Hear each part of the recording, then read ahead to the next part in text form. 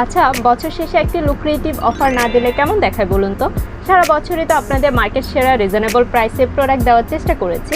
এবার ভাবছি আরও স্পেশাল, আরও বাজেট ফ্রেন্ডলি দামে আপনাদের প্রিয় গিয়ার্স অফার করা যায়। আসসালামু আলাইকুম, আমি মুবাশশিরা আলম বিথি।